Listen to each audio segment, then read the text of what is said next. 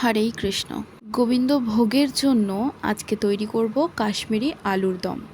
তবে চলো তোমাদের দেখিয়ে দেওয়া যাক কিভাবে কাশ্মীরি আলুর দম তৈরি করতে হয়।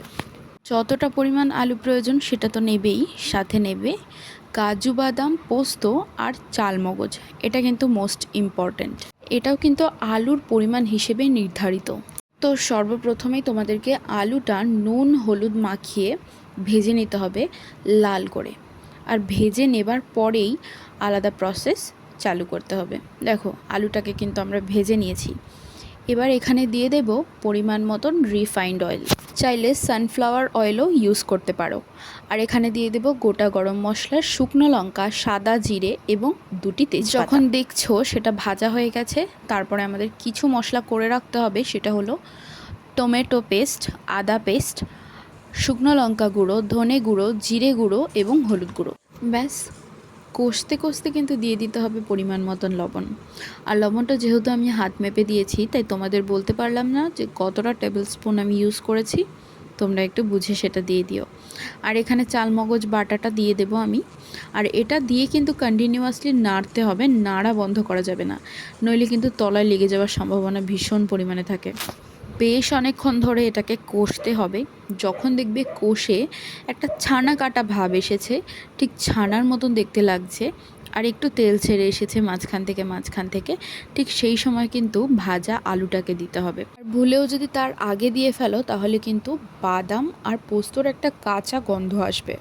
তাই এটা মাথায় রাখতে হবে, যখন ঠিক ছানা কাটা টাইপের দেখতে হবে তখনই আমরা ভাজা আলুগুলোকে অ্যাড করব।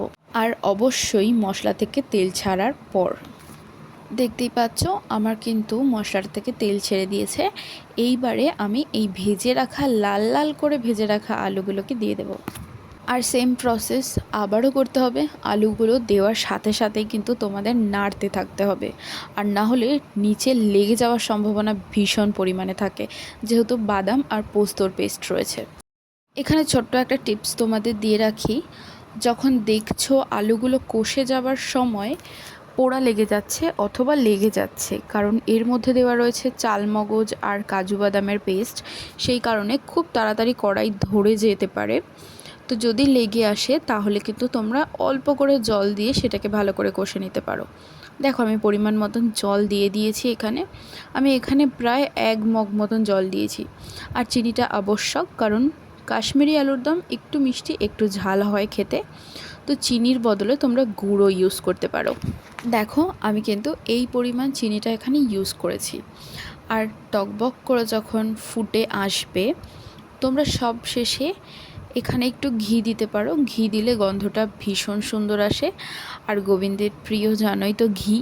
তবে ঘি দিয়ে তোমরা এই রান্নাটা করতেই পারো। আর যদি মনে হয় ঘি দেবে না, তাহলে অবশ্যই নাও দিতে পারো ঘি। এভাবে হয়ে গেলে নামিয়ে দেবে। তবে এটা বলে রাখি, একটু বেশি পরিমাণে ঝোল রেখো, কারণ আলু কিন্তু ভীষণ পরিমাণে ঝোল টেনে নিতে সক্ষম। তো লাস্টে তরকারিটা মাখো মাখো হয়ে যাবে।